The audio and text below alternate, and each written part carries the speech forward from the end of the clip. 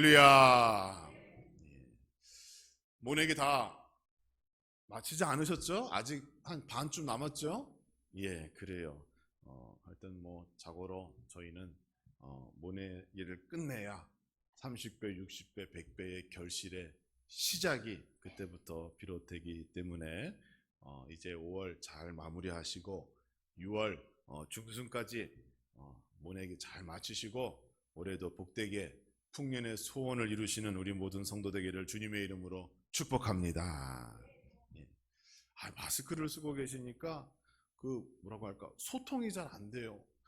그래서 아멘을 하시는 건지 웃고 계시는 건지 입이 좁게 돌아가 있는 건지 알 수가 없어요. 빨리 실내에서도 마스크를 자유롭게 사용하는 그 날이 오기를 기다려 봅니다. 우리 옆에 계신 분들 또 앞뒤로 인사해 볼 때에 하나님의 약속된 축복이 임하는 가정이 됩시다. 인사해 보겠습니다. 시작. 예. 마스크를 쓰고 계시기 때문에 정말 인사를 하는 건지 그냥 듣고만 있는 건지 모르겠으나 다 하신 줄 믿고 믿음대로 약속된 축복이 또 새로운 6월 한 달 동안 실제적으로 나타나기를 주님의 이름으로 축원합니다. 구약의 인물 가운데 야곱에 대하여 오늘 이야기해 보려고 합니다. 야곱은 세상에 태어나면서부터 중대한 인생의 문제를 안고 평생을 살아왔던 사람이지요. 창세기 25장 26절은 성경을 그에 대하여 이렇게 표현합니다. 후에 나온 아우는, 야곱을 얘기하죠. 후에 나온 아우는 손으로 에서의 발꿈치를 잡았으므로 그 이름을 야곱이라 하였으며, 이렇게 되어 있습니다. 그러니까 쌍둥이가 태어날 때에 형의 발꿈치를 잡고 따라 나왔다는 거예요. 참 신기한 일이지요. 그런데 당시 문화에서 상대방의 발꿈치를 잡는다 이러면 이게 무엇인가 하면 이게 사기꾼, 거짓말쟁이, 그런 사람들에게 이런 표현을 썼다는 거예요. 그래서 야곱의 이름의 원뜻을 보면 뭐라 그래요? 거짓말쟁이라고 하는 말의 뜻이 있어요. 이삭의 아내 리브가가 임신을 하였습니다. 정말 어렵게 임신을 했죠. 그런데 복중에 쌍둥이가 잉태된 걸 알았어요. 왜? 아이가 혼자면 조용할 텐데 매일 뱃속에서 싸우고 애들 둘이 쿵쿵대고 막 그래요. 그래서 어쩔 수 없이 하나님께 기도합니다. 하나님, 복중에 아이가 이렇게 되는데 혹시 이거 잘못돼가지고 어떻게 되는 거 아니에요? 기도했겠죠. 그랬더니 하나님께서 뭐라고 그러셨냐면, 네 태중에 두 민족이 있구나. 두 족속이, 민족이 네 뱃속에서 머물고 있다. 큰 민족을 이루겠다. 그런데 큰 자가 어린 자를 섬길 것이다. 이렇게 말씀하셨어요. 그게 창세기 25장 23절의 말씀입니다. 우리가 여기서 중요한 사실 한 가지를 발견합니다. 무엇인가 하면 하나님께서는 이미 누구에게 복을 주시려고 작정하셨다는 거예요? 동생 야곱을 선택하셨다는 거예요. 이미 하나님께서 복중에 있는 아기들을 향해서 리브가에게 그랬잖아요. 큰 자가 작은 자를 섬길 것이다. 이렇게 이미 결정하고 말씀하셨다는 거예요. 아브라함과 이삭에게 하나님께서 나타나셔서 복 주신다고 약속했죠. 그게 구약 성경에서 가장 대표적인 약속된 축복인데, 그 약속된 축복의 그 강물이 누구에게 이제 흘러가는 거예요? 야곱에게 흘러가는 거예요. 그런데 아버지 이삭은 둘째 야곱이 아니라 누구에게 마음이 있었는가 하면 첫째 에서에게 마음이 있었습니다. 왜 그럴까요? 그것은 당시에 그 가족의 문화, 그 사회의 문화를 보면 이해할 수 있는데, 그때는 족장 사회였어요. 그러니까 같은 친인척끼리 모여서 하나의 집단을 이루고 사는 그러한 시족 사회죠. 그러니까 김씨네 가족들은 저기에 모여 살고, 박씨네는 여기에 모여 살고, 그렇죠? 최씨는 저쪽에 모여 살고, 그랬단 말이에요. 이 족장 사회에서는 장자의 역할이 너무도 중요합니다. 왜? 아버지가 죽으면 그 장자가 모든 권한을 이어받아서 그 가족을, 가문을 이끌어가야 할 책임이 막중하였기 때문에 당연히 이삭의 입장에서는 들판에 나가서 용맹하게 남자답게 저같이 튼튼한 몸을 가진, 왜 웃지를 않으세요? 이렇게 중요한 얘기를 하는데 그 에서를 보면서 그렇지, 에서가 우리 가문을 이어가야지 생각했겠죠. 야곱은 뭐 하고 있어요? 성경에 보니까 어머니 곁에서 가정일 돕는 조용한 성격의 야곱을 보니까 마음에 안 차는 건 너무도 당연한 거죠. 에서가 더 남자다워요. 씩씩해요. 들판을 뛰어다니면서 사냥도 잘해요. 또 에서가 그 가져온 것들을 통해서 요리를 만들어 먹으면 이 아버지의 마음이 얼마나 편하고 좋겠어요. 여러분 생각해 보세요. 부모의 마음은 다 그렇잖아요. 그런데 하나님께서는 누구를 택하셨어요? 야곱을 택하셨어요. 이삭은 에서를 택했고 하나님은 야곱을 택했어요. 여기서부터 가정의 문제가 발생되는 겁니다. 하나님 뜻과는 다른 길로 가자고 했을 때 그 가정에 크고 작은 갈등과 어려움이 발생하게 된 거예요. 그래서 그 가정에 눈물의 시간이 시작되게 되는 겁니다. 이삭의 가정에 나타난 첫 번째 고난의 시작은 여러분 잘 아시는 팥죽 사건으로부터 시작되죠. 창세기 25장 30절을 보면 그 죽을 붉은 죽이라고 기록하고 있고, 창세기 25장 34절을 보면 그 붉은 죽을 떡과 팥죽이라고 표현하고 있어요. 여러분 잘 아는 사건이죠. 그런데요, 성경학자들이 보니까 중동 지역에는요, 팥이 흔한 곡물이 아니래요. 거기에는 렌틴콩 아시죠? 여러분 그 콩 아실 거예요. 요즘에 뭐 그거 먹으면 건강해진다고 많이 파는데 그 렌틸콩이 그 당시에 중동 지역에 많았대요. 그런데 그걸로 죽을 쓰면 죽이 붉게 보인대요. 그래서 팥죽이 아니라 그 콩죽으로 야곱이 에서의 장자권을 맞바꿨다. 이제 성경학자들은 그렇게 얘기해요. 그럴듯해요. 그런데 더 재미난 것도 있어요. 사실 이 야곱이 장자권을 얻기 위하여 형을 기만하고 속이기 위하여 철저하게 준비했는데, 에서의 입장에서 그 붉은 죽을 볼 때에 에서는 어떤 생각을 했는가 하면 저게 팥이나 콩으로 만든 죽이 아니라 선지와 고기를 섞어서 만든 고기죽이라고 생각했다는 거예요. 그러니까 야곱이 처음부터 에서가 좋아할 만한 음식을 콩으로 만들어서 속였다는 거예요. 그러니까 에서는 처음부터 속은 거예요. 고깃죽인 줄 알고 장자권을 맞바꿨는데 먹어보니까 고깃죽도 아니었어요. 거기에다 장자권도 뺏겼어요. 거기에다가 하나님의 축복도, 아버지의 손으로부터 이어지는 그 축복권도 빼앗기게 되었어요. 그러니까 야곱의 인생이 그때부터 어때요? 급박하게 돌아갑니다. 자기의 장자권, 축복권을 동생에게 속임수당하여 빼앗겼다고 하는 사실을 알게 되자 형 에서가 야곱을 죽이려고 계획합니다. 결국 야곱은 형을 피해서 약속된 땅 가나안 땅을 떠나 외삼촌이 거주하는 이방 땅 밧단 아람이라고 하는 그 지역으로 도망을 가게 되는 거예요. 하나님께서는 아브라함과 이삭에게 가나안 땅의 축복을 하셨는데 이제 야곱은 그 축복의 땅을 떠나야만 하는 겁니다. 약속의 땅을 떠난, 축복의 땅을 떠난 야곱의 인생은 그 다음번은 어떻게 전개되겠습니까? 여러분 잘 아실 거예요.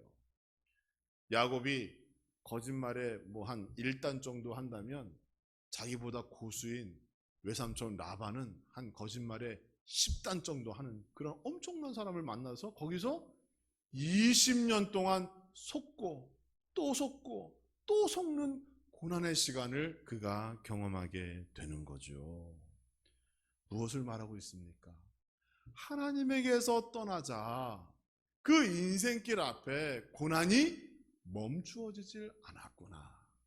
그리고 자기가 남을 속일 때는 야, 나는 똑똑해, 나는 지혜가 있지 라고 생각할지 모르지만 결국 그 거짓 때문에 자기도 속는 인생을 무려 20년이나 살아가는 그러한 고통과 눈물과 외로움의 시간을 야곱이 이방 땅에서 경험하게 되었다는 겁니다. 사랑하는 성도 여러분, 우리가요 하나님의 땅을 벗어나면 안 되는 거예요. 그렇죠? 오늘날 하나님의 땅이 어디예요? 교회죠, 교회. 함라중앙교회. 교회를 떠나면요 인생길이 힘들어지는 거예요. 하나님의 보호하심에서부터 벗어나면 더 많이 시험당하고 유혹당하고, 하나님께서 성령의 역사로 날마다 나를 지켜주시고 붙잡아 주셔야 되는데 교회를 떠난다는 건 뭐예요? 말씀이 단절되고 교제가 단절되고 하나님과의 관계가 끊어진다는 걸 말하잖아요. 그러니까 그 인생이 힘들고 어려울 수밖에 없는 거예요. 하나님께서 도우시고 인도해 주시면 내가 그것만 순종하고 따라가면 복된 인생을 살아가는데 그 앞에 인생을 내 힘으로 다 해결하려고 하니 얼마나 힘든 인생이 펼쳐집니까? 야곱이 20년 동안 라반의 밑에서 그 문제로 인하여 많은 고통을 겪었다는 것 여러분 잘 아실 겁니다. 20년의 시간이 흘렀습니다. 아들 요셉을 사랑하는 아내 라헬의 몸에서 얻게 되었어요. 이제 아들이 몇 명이에요? 12. 이게 나중에 12지파의 근간이 되잖아요. 이제 다시 고향 땅으로 돌아가야겠다 마음먹어요. 아들도 다 얻었고 재산도 넉넉해졌어요. 그러니까 이제 한 가지 문제만 해결하면 내 인생은 정말 꽃길과 같은 인생이 된다라고 야곱이 생각합니다. 그 문제, 하나 남은 문제가 뭐예요? 에서와의, 형과의 관계를 어떻게 개선하고 회복할 수 있을까? 그 문제만 해결하면 이제 모든 것 끝난다. 야곱이 그렇게 생각합니다. 20년의 시간이 흘렀으나 형의 마음을 알 수가 없어요. 그동안 교제하지 않았기 때문에, 교류하지 않았기 때문에. 반드시 해결해야 될 문제임에도 불구하고 이 문제를 자기 힘으로 해결할 수가 없는 거예요. 왜? 형 에서의 그 권력, 권세, 힘 누구보다 잘 알잖아요. 자기는 어떻게 이길 수 없다는 걸 알았어요. 답답하지요. 그래서 고향을 향하여 가는 그 길에서 계획을 짜지요. 어떻게 해요? 자기의 소유를 두 때로 나눕니다. 앞으로 가는 때, 뒤에 따라오는 후발대, 선발대와 후발대를 나누죠. 그래서 혹 형이 선발대를 공격하면 후발대는 그 사이에 도망간다. 야곱이 나름대로 계획한 것이 그 정도밖에 안 되는 거예요. 그런데 이 문제의 해결, 하나님께서 또 해결해 주십니다. 형을 만나기 직전에 야곱이 밤새도록 천사와 씨름합니다. 씨름하였다는 것은 밤새도록 이 문제를 놓고 기도하였다라고 이해해도 되겠습니다. 간절히 기도하고 간절히 씨름하면서 하나님으로부터 다시 응답받게 되는 거예요. 마음의 확신을 얻었어요. 하나님께서 내 앞길을 축복하시고 인생의 문제를 해결해 주셨구나라고 하는 그 확신 속에서 에서를 만나자 너무도 뜨겁게 두 형제가 부둥켜 안고 눈물을 흘리며 화해하는 장면이 창세기 33장에 기록하고 있습니다. 얼마나 감동적인지 몰라요. 모든 문제가 잘 해결되었죠? 형통한 인생을 살게 되었다는 거예요. 그런데 자기의 가장 큰 문제라고 여겼던 형 에서와의 이 문제가 해결되었고 이제 가나안 땅에 평안이 들어가게 되었고 사랑하는 아내와 12아들과 있죠. 또 재산도 넉넉하죠. 인간적으로 볼 때 모든 문제가 다 해결되었구나라고 생각되어지는 그 순간에 새로운 문제가 계속 그의 삶 가운데 나타나게 되는 겁니다. 오늘 읽은 본문 창세기 35장 이전에 34장을 읽어보시면 엄청난 사건 하나가 또 발생하게 됩니다. 야곱에게는요, 우리가 생각하지 못했던 근본적인 문제 하나가 있었어요. 무슨 문제인가 하면 그는 교만, 자만심에 깊이 빠져 있었어요. 자기는 생각할 때 나는 뛰어난 지혜가 있어서 사람들을 쉽게 설득시키고 이끌 수 있는 능력도 있다. 때로는 상대방도 쉽게 속일 수 있는 지혜가 있지. 이렇게 생각했어요. 그의 인생을 보면 항상 이 말로 상대방을 속이고 자기의 목적을 이루며 살아온 인생이었다는 것 우리가 알 수 있죠. 형도 속입니다. 아버지도 속였죠. 나중에 라반도 속였어요. 자기는 마음만 먹으면 무엇이든지 할 수 있다는 자만심에 빠지게 되었어요. 거기에다가 한 번도 아니고, 남들은 한 번 하기도 힘듭니다. 그런데 두 번이나 하나님을 만나는 사건을 경험하게 됩니다. 베델이라고 하는 곳에서 사닥다리 환상을 통하여 하나님을 만났지요. 또 천사와 씨름하며 하나님의 음성도 들었지요. 얼마나 마음이 교만하고 자만심에 빠져 있는지 몰라요. 하나님도 내 편이다. 내가 원하면 내 마음대로 하나님의 기적도 불러올 수 있다라는 착각에 그가 빠지게 되었다는 거예요. 에서와 극적으로 화해한 야곱은 자기의 재산과 가족을 가나안 땅으로 이제 들어가기에 앞서 요단강 건너편, 그러니까 요단강만 건너면 가나안 땅이에요. 그런데 요단강을 건너지 않고 그 건너편 반대편에 있는 숫곳이라고 하는 곳에 머무르게 됩니다. 이상하죠? 이제 에서와의 문제가 해결돼서 가나안 땅으로 들어가면 엄마 아버지가 있는 땅으로 가는데 거길 가지 않았다는 거예요. 그리고 숫곳이라고 하는 곳에서 무려 10년이라고 하는 시간을 머물게 됩니다. 그리고 그 가나안 땅 입구에 세겜이라고 하는 큰 성이 있었어요. 그러니까 이 야곱과 그의 가족들이 10년이라고 하는 시간 동안 숫곳과 세겜을 왔다 갔다 하면서 자기는 나름대로 행복한 인생을 살았던 거예요. 물질도 풍성하잖아요. 또 눈앞에 당시에 가장 크다고 하는 나름대로 유행하는 문화와 그러한 세상이 있는 세겜성에 가서 뭐 오늘말로 따지면 음식도 사 먹고 쇼핑도 하고 거기 가서 문화도 경험하고 나름대로 행복한 인생을 그들이 살게 되었다는 거예요. 그들이 평생 유목 생활을 하면서 자기 눈앞에 펼쳐진 그러한 새로운 문화를 보니까 당연히 마음이 흔들릴 수밖에 없었겠죠. 그런데 문제는 그곳에 우상이 가득했다는 겁니다. 모든 문화와 모든 음식과 모든 생각하는 것이 하나님 뜻과는 반대되는 것이었어요. 거기서 10년 동안 머물면서 당연히 야곱의 가정에 하나님의 축복과 말씀이 임한 것이 아니라 세상에 문화가 들어오고 우상 숭배하는 것들이 자연스러운 하나의 유행으로 받아들이게 되었다는 겁니다. 그 와중에 사건이 터지죠. 야곱에게는 디나라고 하는 딸이 있었습니다. 하루는 세겜성에 놀러 갔다가 거기 성의 추장 하몰의 아들 세겜이라고 하는 사람으로부터 강간을 당하게 됩니다. 충격적인 일이죠. 딸이 강간당하게 되자 어떤 일이 발생할까요? 그런데 이 세겜의 아버지 하몰이라는 사람이 자기 아들이 그러한 죄를 지었으면 찾아와 용서를 비하고 문제 해결을 위하여 노력해야 되는데 이 하몰이라고 하는 사람이 찾아와서 우리 아들이 당신네 딸과 어떻게 하다 보니 그렇게 됐는데 이참에 둘이 결혼시킵시다.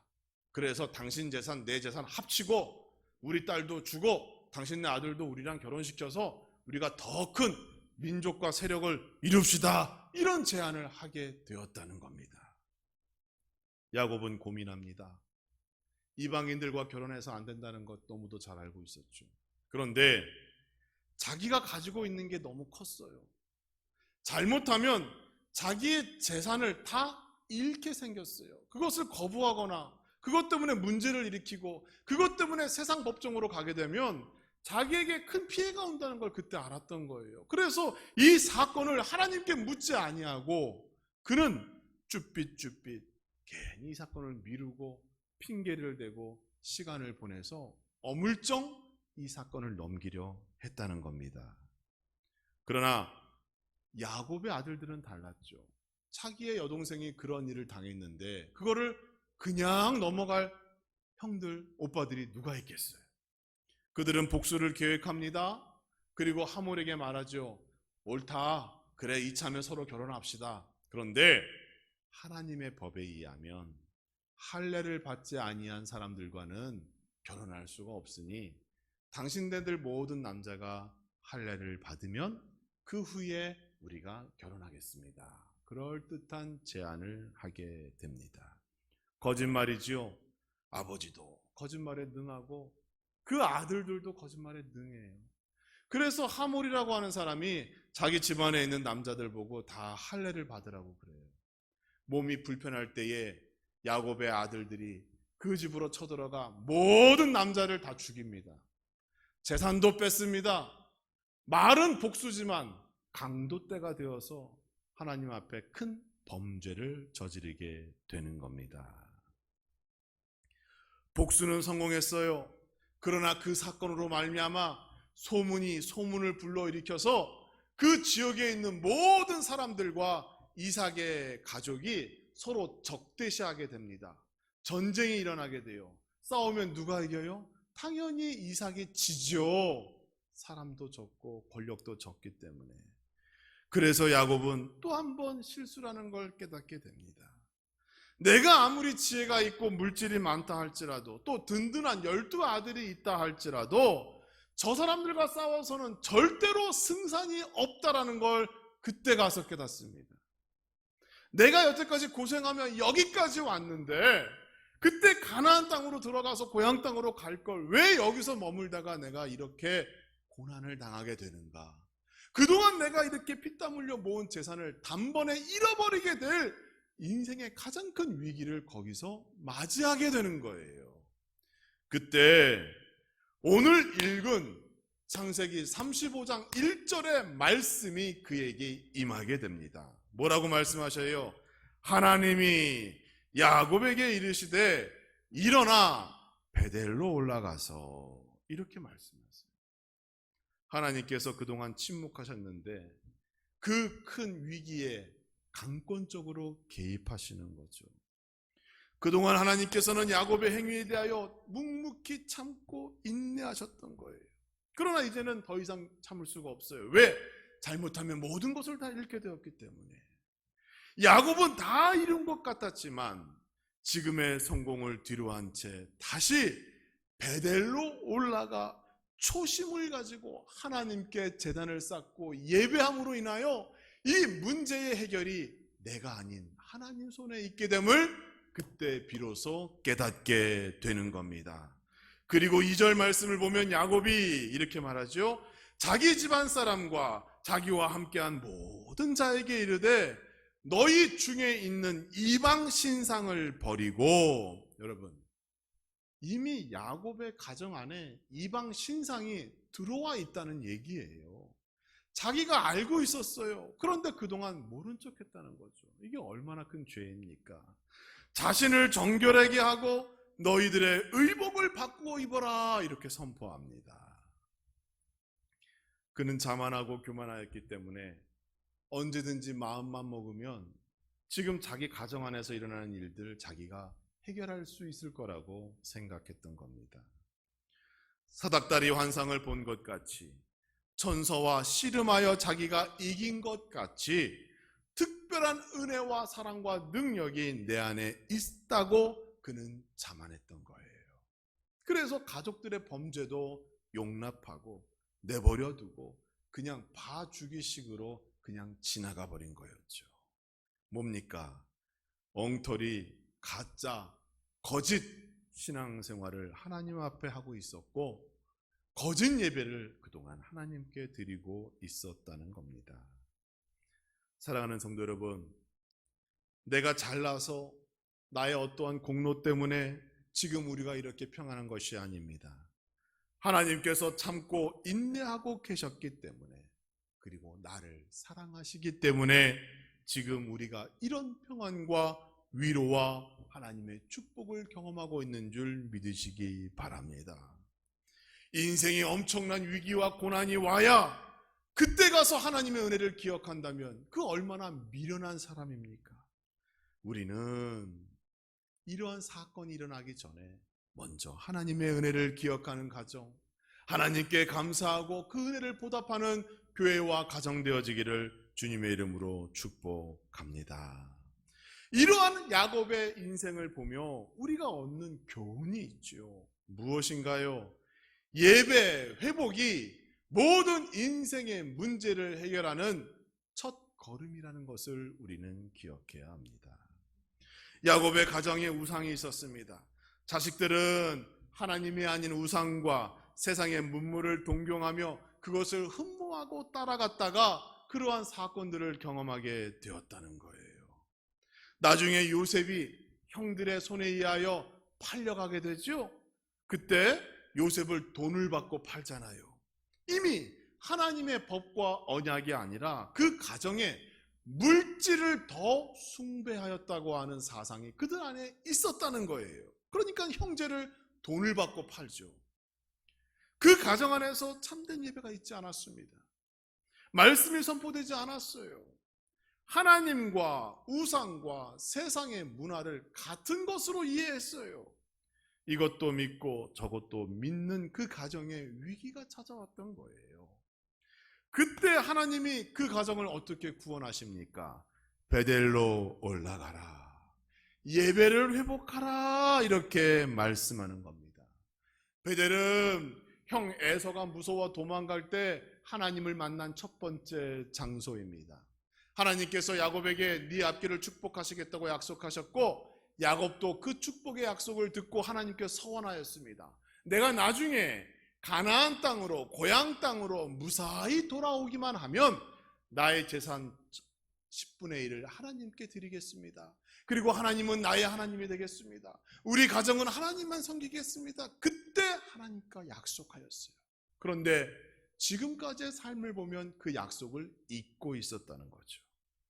그래서 야곱이 하나님의 그 말씀을 듣고 그제서야 자기가 한 하나님과의 약속을 깨닫게 됩니다. 베델로 올라가지요. 가지고 있던 모든 죄악들을 땅에 파묻고 진실된 예배를 하나님께 드리게 될 때 그에게 새로운 축복의 약속이 오늘 본문과 같이 이루어지게 되는 겁니다. 또 야곱은 철저한 회개를 통하여 하나님의 기적을 불러왔다는 거예요. 하나님의 말씀을 들은 야곱이 즉시로 행동으로 옮깁니다. 베델로 올라가 신령과 진정으로 하나님께 예배 드려야겠구나 마음먹기에 앞서 자기의 가정을 먼저 정결하게 청소합니다. 모든 우상을 땅속에 묻어버리고 자기의 의복도 바꾸어 입었다라고 성경은 말합니다. 의복을 바꾸어 입었다라고 하는 영적인 의미가 뭔가요? 철저하게 하나님 앞에 회개하였다는 거예요. 구약 성경을 보면 자기의 죄를 인지하고 하나님께 고백할 때에 어떡합니까? 머리에 재를 뿌리고 베옷으로 갈아입고 하나님께 통곡하며 회개하는 장면 여러분 아실 겁니다. 야곱도 자기 가정의 죄를 철저하게 회개하기 위하여 그와 같이 자신의 모든 것을 바꾸었다는 거예요. 그러자 하나님의 기적이 나타납니다. 창세기 35장 5절의 말씀을 보면 그들이 떠났으나 베델로 떠난 거죠. 하나님이 그 사면 고울들로 크게 두려워하게 하셨으므로 야곱의 아들들을 추격하는 자가 없었더라 이렇게 말씀하고 있어요. 세겜성 사람들이 야곱을 쳐 죽이기 위하여 사람들을 모으고 추격하기에 앞서서 하나님이 그것을 막으셨다는 거예요. 그들의 생명을 보호하셨다는 겁니다. 하나님께서 사면을 막아주셨습니다. 그의 가정을 보호하여 주셨습니다. 여러분의 가정의 인생의 모든 문제도 철저한 회개와 신령과 진정하는 예배를 통하여 하나님께서 사면을 막아주시고 보호하여 주시고 인도하시는 축복이 나타나기를 주님의 이름으로 축원합니다. 진정한 회개가 이러한 기적을 불러오는 거예요. 그러니까 여러분, 5월과 6월을 이제 새로 맞이할 때에 하나님 더 큰 복을 사모하고 하나님의 놀라운 기적의 역사를 경험하기를 원하신다면 먼저 하나님 앞에 참된 예배자의 자세로 변화되시고, 그리고 지금까지의 나의 잘못을 철저히 회개하시는 성도 되기를 주님의 이름으로 축원합니다. 우리는 베델로 올라가는 가정이 되어야 합니다. 예배가 바로 서야 하고 하나님과 나와의 그 은밀한 약속을 기억해야 합니다. 성도와 가정을 우리 하나님께서 축복하여 주시고 보호하여 주실 것이라는 믿음을 가지고 담대하게 세상에 나아가는 우리 모든 성도 되기를 주님의 이름으로 축복합니다. 야곱과 같이 의복을 갈아입고 모든 재산과 땅을 땅에 묻은 후에 하나님의 은혜와 기적을 기다렸던 그 모습 그대로 하나님 앞에 날마다 이와 같은 예배와 회개의 삶을 통해서 놀라운 기적의 역사, 나와 내 가정, 기업과 직장과 사업장과 교회 위에 임하는 놀라운 축복의 6월 한 달 되어지기를 주님의 이름으로 축원합니다.